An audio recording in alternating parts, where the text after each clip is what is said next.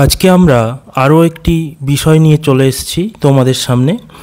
এই বিষয়টা নিয়ে আজকে আমরা আলোচনা করব।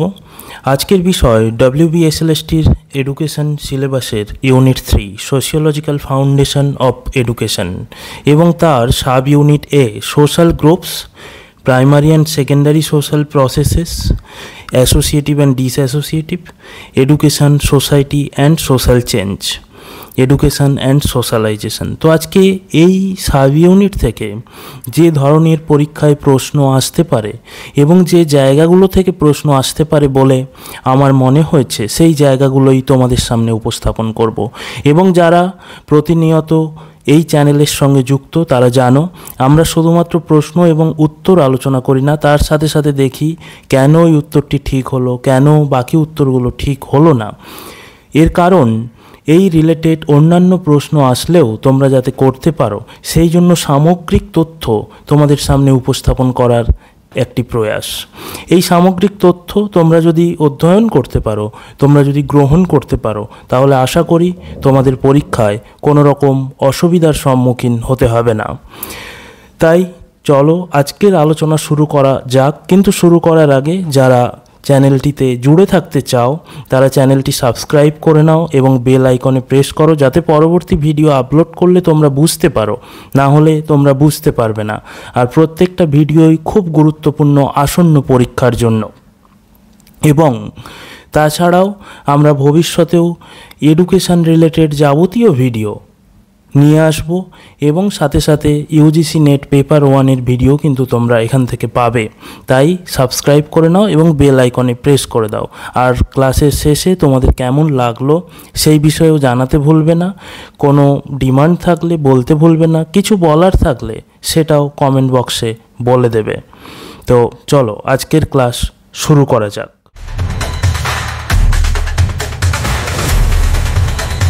নমস্কার, এডুইডেন্সে সবাইকে স্বাগত জানাই।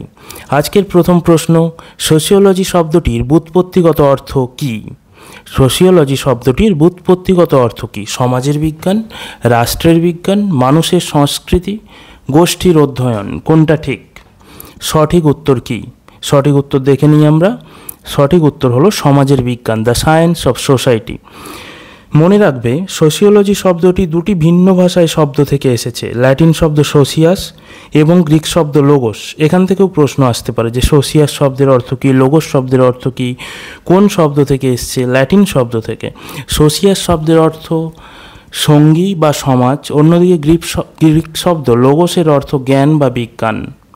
অর্থাৎ এটি দুটি শব্দের সমন্বয়ে গঠিত, যার একটি শব্দ এসছে ল্যাটিন শব্দ, সেটা হচ্ছে সোসিয়াস, এবং আরেকটি শব্দ এসছে গ্রিক শব্দ থেকে, যেটা হচ্ছে লোগোস।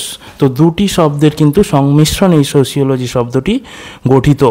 তো শুধুমাত্র আমরা এই নির্দিষ্ট প্রশ্নের উত্তর জানলাম না, সাথে সাথে এই রিলেটেড যদি অন্য কোনো প্রশ্ন দেয় তার উত্তর করারও সামর্থ্য আমরা অর্জন করলাম এই প্রশ্ন থেকে।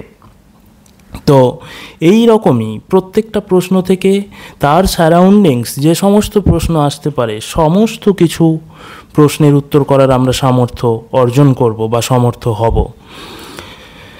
তো পরবর্তী প্রশ্ন দেখে নিই। পরবর্তী প্রশ্ন হলো, কে সর্বপ্রথম সোশিওলজি শব্দটি ব্যবহার করেন এবং সমাজতত্ত্বের জনক হিসেবে পরিচিত হন? Max Weber, Karl marks, August কমতে, এমিল দুরখেম। কে প্রথম সোশিওলজি শব্দটি ব্যবহার করেন এবং সমাজতত্ত্বের জনক হিসেবে পরিচিত হন? দেখে নিই সঠিক উত্তর। সঠিক উত্তর হলো আগস্ট কমতে। ফরাসি দার্শনিক আগস্ট কমতে 1839 সালে 1839 সালে সর্বপ্রথম সোশিওলজি শব্দটি ব্যবহার করেন এবং একে একটি স্বতন্ত্র বিজ্ঞান হিসেবে প্রতিষ্ঠা করার চেষ্টা করেন। তাই তাকে সমাজতত্ত্বের জনক বলা হয়। অন্যদিকে Max Weber, Karl Marx, Emile Durkheim হলেন সমাজতত্ত্বের গুরুত্বপূর্ণ চিন্তাবিদ, কিন্তু তারা এর জনক নন। পরবর্তী প্রশ্ন, শিক্ষার সমাজতত্ত্ব বা এডুকেশনাল সোশিওলজির মূল উদ্দেশ্য কী? সমাজের কাঠামোকে বোঝা, শিক্ষা ব্যবস্থা ও সমাজের মধ্যে পারস্পরিক সম্পর্ক অধ্যয়ন, শুধুমাত্র শিক্ষাগত মনস্তত্ত্ব নিয়ে গবেষণা করা, কেবল শিক্ষার্থীদের আচরণ বিশ্লেষণ করা, কোনটা ঠিক? সমাজের কাঠামো বোঝা, শিক্ষা ব্যবস্থা ও সমাজের মধ্যে পারস্পরিক সম্পর্ক অধ্যয়ন করা, শুধুমাত্র শিক্ষাগত মনস্তত্ত্ব নিয়ে গবেষণা করা, কেবল শিক্ষার্থীরা আচরণ বিশ্লেষণ করা, কোনটা ঠিক? দেখে নিই সঠিক উত্তর কি। সঠিক উত্তর হলো শিক্ষা ব্যবস্থা ও সমাজের মধ্যে পারস্পরিক সম্পর্ক অধ্যয়ন করা। শিক্ষার সমাজতত্ত্ব হলো সমাজতত্ত্বের একটি বিশেষ শাখা। এর মূল লক্ষ্য হলো শিক্ষা ব্যবস্থা কিভাবে সমাজের দ্বারা প্রভাবিত হয় এবং কিভাবে শিক্ষা ব্যবস্থা সমাজে পরিবর্তন আনতে পারে তা নিয়ে গবেষণা করা। সমাজের কাঠামো বোঝা হলো সাধারণ সমাজতত্ত্বের কাজ। শিক্ষাগত মনস্তত্ত্ব বা শিক্ষার্থীর আচরণ বিশ্লেষণ হলো মনোবিজ্ঞানের ক্ষেত্র। তাই সঠিক উত্তর শিক্ষা ব্যবস্থা ও সমাজের মধ্যে পারস্পরিক অধ্যয়ন করা। পরবর্তী প্রশ্ন দেখে নিই। পরবর্তী প্রশ্ন হলো শিক্ষার ক্ষেত্রে একটি প্রাথমিক গোষ্ঠীর প্রধান বৈশিষ্ট্য কোনটি? শিক্ষার ক্ষেত্রে একটি প্রাথমিক গোষ্ঠীর প্রধান বৈশিষ্ট্য কোনটি? এটি স্বল্পস্থায়ী এবং নির্দিষ্ট লক্ষ্যভিত্তিক, এটি মূলত আনুষ্ঠানিক এবং পেশাদারী, এর সদস্য সংখ্যা বড় এবং অনাত্মীয়, এর সদস্যদের মধ্যে ঘনিষ্ঠ ব্যক্তিগত ও মানসিক সম্পর্ক থাকে, কোনটা ঠিক? শিক্ষার ক্ষেত্রে একটি প্রাথমিক গোষ্ঠী কোনটি? এটি স্বল্পস্থায়ী এবং নির্দিষ্ট লক্ষ্যভিত্তিক, এটি মূলত আনুষ্ঠানিক এবং পেশাদারী, এর সদস্য সংখ্যা বড় এবং অনাত্মীয়, এর সদস্যদের মধ্যে ঘনিষ্ঠ ব্যক্তিগত ও মানসিক সম্পর্ক থাকে, কোনটা ঠিক? সঠিক উত্তর হলো এর সদস্যদের মধ্যে ঘনিষ্ঠ ব্যক্তিগত ও মানসিক সম্পর্ক থাকে। একটি প্রাথমিক গোষ্ঠীর প্রধান বৈশিষ্ট্য হলো সদস্যদের মধ্যে ব্যক্তিগত, ঘনিষ্ঠ এবং আবেগপূর্ণ সম্পর্ক, যেমন পরিবার বা বন্ধুত্বের দল। এটি মানুষের প্রাথমিক সামাজিকীকরণ ও মূল্যবোধ গঠনের জন্য অপরিহার্য। তো এখান থেকে আমরা জানতে পারলাম এটি মানুষের প্রাথমিক সামাজিকীকরণ এবং মূল্যবোধ গঠনের জন্য অপরিহার্য। এটা মনে রাখবে। পরবর্তী প্রশ্ন, একটি ক্রিকেট দলকে কোন ধরনের সামাজিক গোষ্ঠী হিসেবে গণ্য করা হয়? এটি একটি প্রাথমিক গোষ্ঠী, এটি একটি মাধ্যমিক গোষ্ঠী, এটি একটি অনানুষ্ঠানিক গোষ্ঠী, এটি কোনো সামাজিক গোষ্ঠীই নয়, কোনটা ঠিক? এটি একটি প্রাথমিক গোষ্ঠী, এটি একটি মাধ্যমিক গোষ্ঠী, এটি একটি অনানুষ্ঠানিক গোষ্ঠী, এটি কোনো সামাজিক গোষ্ঠীই নয়, কোনটা ঠিক? সঠিক উত্তর অপশান বি, এটি একটি মাধ্যমিক গোষ্ঠী। বিদ্যালয় বা ক্রিকেট দল একটি নির্দিষ্ট উদ্দেশ্য পূরণের জন্য গঠিত হয়। এখানে শিক্ষক শিক্ষার্থী বা সহকর্মীদের সম্পর্কগুলি সাধারণত আনুষ্ঠানিক, লক্ষ্যভিত্তিক এবং ব্যক্তিগত সম্পর্কের চেয়ে পেশাগত, তাই এটি একটি মাধ্যমিক গোষ্ঠী। পরের প্রশ্ন, যখন একটি শিক্ষা ব্যবস্থা সমাজের বিদ্যমান ক্ষমতা, কাঠামো, মূল্যবোধ এবং প্রথাকে অক্ষুণ্ণ রাখে তখন সেই প্রক্রিয়াকে কি বলা হয়? সামাজিক পরিবর্তন, সামাজিকীকরণ, সামাজিক পুনরুৎপাদন, সামাজিক গতিশীলতা। যখন একটি শিক্ষা ব্যবস্থা সমাজের বিদ্যমান ক্ষমতা, কাঠামো, মূল্যবোধ এবং প্রথাকে অক্ষুণ্ণ রাখে তখন সেই প্রক্রিয়াকে কি বলা হয়? সামাজিক পরিবর্তন, সামাজিকীকরণ, সামাজিক পুনরুৎপাদন, সামাজিক গতিশীলতা, কোনটা ঠিক? সঠিক উত্তর হলো সামাজিক পুনরুৎপাদন। ফরাসি সমাজবিজ্ঞানী পিয়ের বুর্দিউ, মনে রেখো, ফরাসি সমাজবিজ্ঞানী পিয়ের বুর্দিউ এই ধারণাটি দিয়েছেন। সামাজিক পুনরুৎপাদন হলো এমন একটি প্রক্রিয়া যেখানে শিক্ষা সমাজের বিদ্যমান অসমতা এবং শ্রেণীর বিভাজনকে বৈধতা দেয়, প্রজন্ম থেকে প্রজন্মান্তরে তা চালিয়ে নিয়ে যায়। সামাজিক পরিবর্তন হলো সমাজের কাঠামো ও কার্যকারিতার পরিবর্তন, যা পুনরুৎপাদনের বিপরীত। সামাজিকীকরণ হলো সমাজের নিয়মকানুন শেখার প্রক্রিয়া, যা পুনরুৎপাদনের একটি অংশ হলেও এটি মূল প্রক্রিয়া নয়। সামাজিক গতিশীলতা হলো এক সামাজিক স্তর থেকে অন্য স্তরে যাওয়া, যা পুনরুৎপাদনের বিপরীতে কাজ করে। পরের প্রশ্ন, একটি শ্রেণীকক্ষে শিক্ষার্থীদের মধ্যে সহমর্মিতা, সহযোগিতা ও সংহতি বিকাশের প্রক্রিয়াটিকে কি বলা হয়?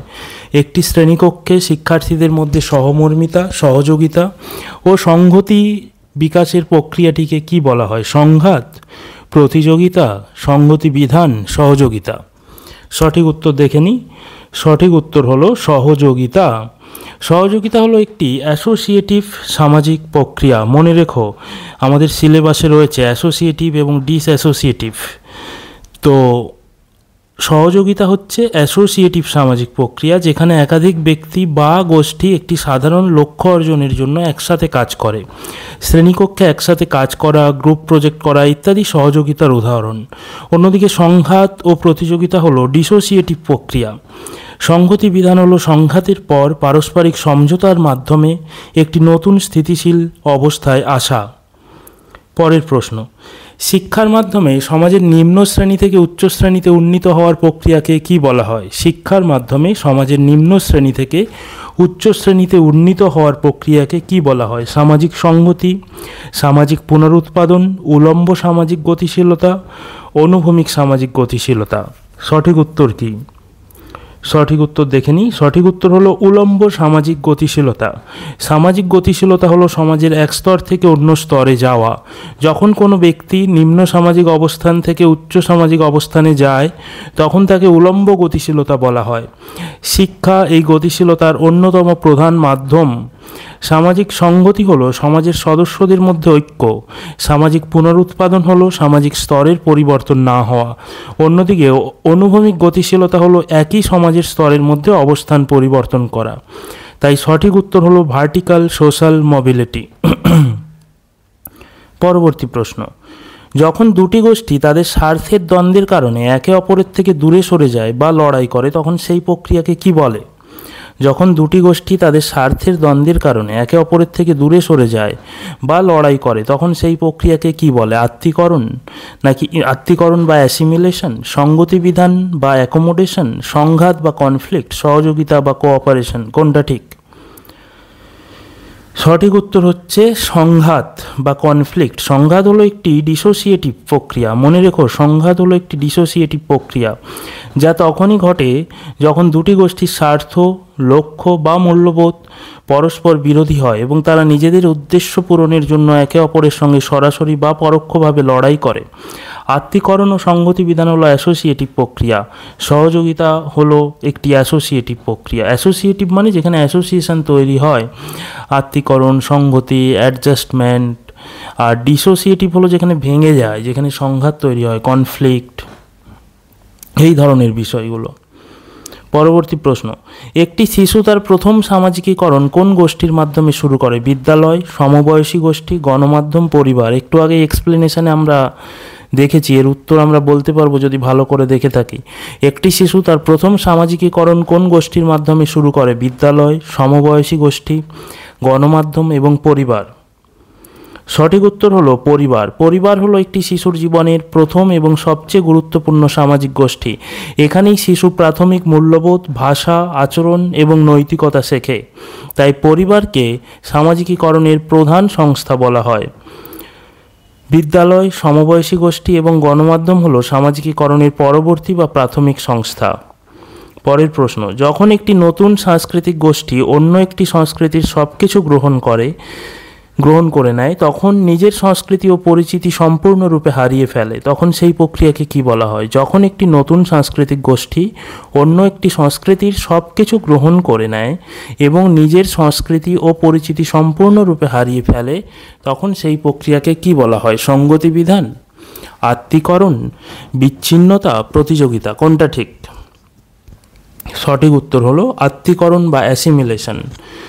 আত্মীকরণ হলো একটি অ্যাসোসিয়েটিভ প্রক্রিয়া যেখানে একটি গোষ্ঠী বা ব্যক্তি অন্য একটি সংস্কৃতির সব কিছু গ্রহণ করে নেয় এবং নিজের সংস্কৃতি ও পরিচিতি সম্পূর্ণরূপে হারিয়ে ফেলে। পরের প্রশ্ন, শিক্ষার কোন সামাজিক প্রক্রিয়াটি শিক্ষার্থীদের মধ্যে সৃজনশীলতা, উদ্ভাবন এবং শ্রেষ্ঠত্ব অর্জনের প্রেরণা জাগায়? প্রতিযোগিতা, সংঘাত, আত্মীকরণ, সহযোগিতা। কোনটা ঠিক? সঠিক উত্তর হলো প্রতিযোগিতা। প্রতিযোগিতা হলো একটি ডিসোসিয়েটিভ সামাজিক প্রক্রিয়া যা শিক্ষার্থীদের নিজেদের দক্ষতা প্রমাণ করতে এবং অন্যদের থেকে ভালো ফল করার জন্য উৎসাহিত করে। এর ফলে সৃজনশীলতা এবং শ্রেষ্ঠত্ব অর্জনের প্রেরণা বৃদ্ধি পায়। পরের প্রশ্ন, বিদ্যালয় কিভাবে সামাজিক পরিবর্তনের একটি মাধ্যম হতে পারে? সমাজের বিদ্যমান প্রথা ও মূল্যবোধকে জোরদার করার মাধ্যমে, সমাজের স্থিতিশীলতা বজায় রেখে, নতুন জ্ঞান, প্রযুক্তি এবং আদর্শ প্রচারের মাধ্যমে, শুধুমাত্র পাঠ্যপুস্তকের জ্ঞান প্রদানের মাধ্যমে। কোনটা ঠিক? সঠিক উত্তর হলো নতুন জ্ঞান, প্রযুক্তি এবং আদর্শ প্রচারের মাধ্যমে। বিদ্যালয় একটি সমাজের আদর্শ, মূল্যবোধ, জ্ঞান ও বিজ্ঞানকে নতুন প্রজন্মের কাছে পৌঁছে দেয়। নতুন জ্ঞান ও আদর্শের মাধ্যমে এটি সমাজের বিদ্যমান প্রথাকে চ্যালেঞ্জ করতে পারে এবং সমাজের পরিবর্তন আনতে পারে। যারা এখনও সাবস্ক্রাইব করনি তারা সাবস্ক্রাইব করে বেল আইকনে প্রেস করে দাও যাতে পরবর্তী ভিডিও আপলোড করলে তোমরা নোটিফিকেশান পেয়ে যাও। পরের প্রশ্ন, একটি বিদ্যালয়ের পাঠ্যসূচির বাইরে যে নিয়ম, মূল্যবোধ ও আচরণ শিক্ষার্থীরা শেখে তাকে কি বলা হয়? একটি বিদ্যালয়ের পাঠ্যসূচির বাইরে যে নিয়ম, মূল্যবোধ ও আচরণ শিক্ষার্থীরা শেখে তাকে কি বলা হয়? আনুষ্ঠানিক পাঠ্যসূচি, লুকানো পাঠ্যসূচি, অপাঠ্যসূচি, সহপাঠক্রমিক কার্যক্রম। কোনটা ঠিক? সঠিক উত্তর হলো লুকানো পাঠ্যসূচি বা হিডেন কারিকুলাম। লুকানো পাঠ্যসূচি হলো সেই অনানুষ্ঠানিক শিক্ষা যা শিক্ষার্থীরা বিদ্যালয়ের সামাজিক পরিবেশ, শিক্ষকের আচরণ এবং বিদ্যালয় সংস্কৃতির মাধ্যমে শেখে, যেমন শৃঙ্খলা, সময়ের জ্ঞান, শ্রেণীবিন্যাস ইত্যাদি। আনুষ্ঠানিক পাঠ্যসূচি হলো যা সুনির্দিষ্টভাবে পাঠ্যপুস্তকে লেখা থাকে। সহপাঠক্রমিক কার্যবল আনুষ্ঠানিক পাঠ্যসূচির একটি অংশ, লুকানো নয়। পরবর্তী প্রশ্ন, সামাজিকীকরণের প্রক্রিয়াটি কোন ধরনের? শুধুমাত্র শৈশবে ঘটে, শুধু বিদ্যালয়ে ঘটে, একটি জীবনব্যাপী প্রক্রিয়া, শুধুমাত্র বয়স্কদের মধ্যে ঘটে। কোনটা ঠিক? সামাজিকীকরণের প্রক্রিয়াটি কোন ধরনের? সঠিক উত্তর হলো একটি জীবনব্যাপী প্রক্রিয়া বা আ লাইফ লং প্রসেস। সামাজিকীকরণ একটি জীবনব্যাপী প্রক্রিয়া যার মাধ্যমে একজন ব্যক্তি তার সমাজের রীতিনীতি, মূল্যবোধ, আদর্শ, আচরণবিধি শেখে। এটি শৈশব থেকে শুরু হয়ে সারা জীবন চলতে থাকে। পরের প্রশ্ন, শিক্ষার সমাজতত্ত্বে সামাজিক নিয়ন্ত্রণের একটি প্রধান মাধ্যম হিসেবে শিক্ষা কিভাবে কাজ করে? সমাজে প্রতিযোগিতা বাড়িয়ে, সমাজের প্রচলিত নিয়ম ও মূল্যবোধকে প্রাতিষ্ঠানিক রূপ দিয়ে, সব ধরনের নিয়ম ভেঙে, সমাজের সকল বৈষম্য দূর করে। কোনটা ঠিক? সঠিক উত্তর হলো সমাজের প্রচলিত নিয়ম ও মূল্যবোধকে প্রাতিষ্ঠানিক রূপ দিয়ে। শিক্ষা একটি সমাজের প্রচলিত নিয়মকানুন, নৈতিকতা এবং মূল্যবোধকে আনুষ্ঠানিকভাবে শিক্ষা দেয় এবং সেগুলোকে নতুন প্রজন্মের মধ্যে ছড়িয়ে দেয়। এর ফলে সমাজের শৃঙ্খলা ও নিয়ন্ত্রণ বজায় থাকে। পরের প্রশ্ন, নিচের কোনটি মাধ্যমিক গোষ্ঠীর উদাহরণ নয়? নিচের কোনটি মাধ্যমিক গোষ্ঠীর উদাহরণ নয়? একটি ক্রিকেট দল, একটি রাজনৈতিক দল, একটি পরিবার, একটি কর্পোরেট সংস্থা। কোনটি মাধ্যমিক গোষ্ঠীর উদাহরণ নয়? সঠিক উত্তর হলো একটি পরিবার। পরিবার হলো একটি প্রাথমিক গোষ্ঠী। এখানে সদস্যদের মধ্যে ঘনিষ্ঠ, ব্যক্তিগত, আবেগপূর্ণ সম্পর্ক থাকে। একটি ক্রিকেট দল, রাজনৈতিক দল এবং কর্পোরেট সংস্থা, এই সবগুলি নির্দিষ্ট লক্ষ্য অর্জনের জন্য গঠিত হয় এবং এখানে সম্পর্কগুলো তুলনামূলকভাবে আনুষ্ঠানিক ও অনাত্মীয়, তাই এগুলি মাধ্যমিক গোষ্ঠীর উদাহরণ। পরের প্রশ্ন, যখন দুটি সাংস্কৃতিক গোষ্ঠী একে অপরের সান্নিধ্যে আসে এবং নিজ নিজ সংস্কৃতি বজায় রেখেই শান্তিপূর্ণ সহাবস্থান করে তখন সেই প্রক্রিয়াকে কি বলা হয়? আত্মীকরণ, সঙ্গতিবিধান, সংযোজন, বিচ্ছিন্নতা, অ্যাসিমিলেশন, অ্যাকোমোডেশন, অ্যামালগেমেশন, আইসোলেশন। কোনটা ঠিক? আত্মীকরণ, সঙ্গতিবিধান, সংযোজন, বিচ্ছিন্নতা। সঠিক উত্তর হলো সংগতিবিধান বা অ্যাকোমোডেশন। সংগতি বিধান হলো আপোষের মাধ্যমে শান্তিপূর্ণ সহাবস্থান, যেখানে কোনো পক্ষই তার নিজস্ব সাংস্কৃতিক পরিচিতি হারায় না। এটি একটি অ্যাসোসিয়েটিভ প্রক্রিয়া। পরের প্রশ্ন, একটি শিশু তার সমবয়সী বন্ধুদের কাছ থেকে কোন ধরনের সামাজিকীকরণ শেখে? পারিবারিক নিয়ম, সমাজের প্রধান মূল্যবোধ, সমবয়সী গোষ্ঠীর আচরণবিধি, শিক্ষকের প্রতি শ্রদ্ধা। কোনটা ঠিক? একটি শিশু তার সমবয়সী বন্ধুদের কাছ থেকে কোন ধরনের সামাজিকীকরণ শেখে? সঠিক উত্তর হলো সমবয়সী গোষ্ঠীর আচরণবিধি। সমবয়সী গোষ্ঠী হলো দ্বিতীয় গুরুত্বপূর্ণ সামাজিকীকরণের সংস্থা। শিশুরা এখানে তাদের বন্ধুদের কাছ থেকে সামাজিক মিথস্ক্রিয়ার নিয়ম, খেলার নিয়ম, দলের প্রতি আনুগত্য এবং পারস্পরিক আচরণবিধি শেখে। পরের প্রশ্ন, যখন একটি সমাজে অর্থনৈতিক সুযোগ সুবিধা এবং শিক্ষা সমাজের সকল স্তরের মানুষের জন্য সমানভাবে উন্মুক্ত থাকে তখন সেই প্রক্রিয়াকে কি বলা হয়? সামাজিক স্তরবিন্যাস, সামাজিক ঐক্য, সামাজিক সমতা, সামাজিক সাম্য। যখন একটি সমাজে অর্থনৈতিক সুযোগ সুবিধা এবং শিক্ষা সমাজের সকল স্তরের মানুষের জন্য সমানভাবে উন্মুক্ত থাকে তখন সেই প্রক্রিয়াকে কি বলা হয়? তখন সেই প্রক্রিয়াকে বলা হয় সামাজিক সমতা বা সোশ্যাল ইকুয়ালিটি। সামাজিক সমতা হলো এমন একটি অবস্থা যেখানে সমাজের সকল সদস্যদের জন্য সমান সুযোগ সুবিধা এবং অধিকার থাকে। শিক্ষা এই সমতা প্রতিষ্ঠায় একটি গুরুত্বপূর্ণ ভূমিকা পালন করে। পরের প্রশ্ন, শিক্ষার সমাজতত্ত্বে সামাজিক গতিশীলতাকে প্রভাবিত করে এমন একটি প্রধান কারণ কোনটি? জাতি, ধর্ম ও লিঙ্গ, শিক্ষা ও পেশা, ঐতিহ্য, প্রথা, ভৌগোলিক অবস্থান। শিক্ষার সমাজতত্ত্বে সামাজিক গতিশীলতাকে প্রভাবিত করে এমন একটি প্রধান কারণ কোনটি? জাতি, ধর্ম ও লিঙ্গ, শিক্ষা ও পেশা, ঐতিহ্য ও প্রথা, ভৌগোলিক অবস্থান। কোনটা ঠিক? সঠিক উত্তর হলো শিক্ষা ও পেশা। শিক্ষা একটি শক্তিশালী হাতিয়ার যা মানুষকে তার সামাজিক অবস্থান পরিবর্তন করতে সাহায্য করে। উচ্চশিক্ষা প্রায়শই ভালো পেশা এবং উচ্চ সামাজিক অবস্থানের দিকে নিয়ে যায়, যা সামাজিক গতিশীলতার কারণ। পরের প্রশ্ন, একটি সমাজে অনানুষ্ঠানিক শিক্ষা বা ইনফর্মাল এডুকেশনের সবচেয়ে বড় উৎস কোনটি? বিদ্যালয়, গ্রন্থাগার, পরিবার ও সমাজ, ধর্মীয় প্রতিষ্ঠান। কোনটা ঠিক? সঠিক উত্তর হলো পরিবার ও সমাজ। অনানুষ্ঠানিক শিক্ষা হলো যা কোনো সুসংগঠিত বা প্রাতিষ্ঠানিক পরিবেশ ছাড়া অর্জিত হয়। পরিবার এবং সমাজের দৈনন্দিন মিথস্ক্রিয়া থেকে এই শিক্ষা শুরু হয় এবং সারা জীবন চলতে থাকে। পরের প্রশ্ন, শিক্ষার মাধ্যমে সামাজিক পরিবর্তন কখন সম্ভব হয়? যখন শিক্ষা ব্যবস্থা সমাজের পুরনো ঐতিহ্যকে জোরদার করে, যখন শিক্ষা ব্যবস্থা সমাজের নতুন ও প্রগতিশীল ধারণাগুলিকে প্রচার করে, যখন শিক্ষা ব্যবস্থা সমাজের স্থিতিশীলতা বজায় রাখে, যখন শিক্ষা ব্যবস্থা সামাজিক গতিশীলতাকে বাধা দেয়। শিক্ষার মাধ্যমে সামাজিক পরিবর্তন কখন সম্ভব হয়? দেখে নিই সঠিক উত্তর কী। সঠিক উত্তর হলো যখন শিক্ষা ব্যবস্থা সমাজের নতুন ও প্রগতিশীল ধারণাগুলিকে প্রচার করে। সামাজিক পরিবর্তন হলো সমাজের কাঠামো, রীতিনীতি এবং মূল্যবোধের পরিবর্তন।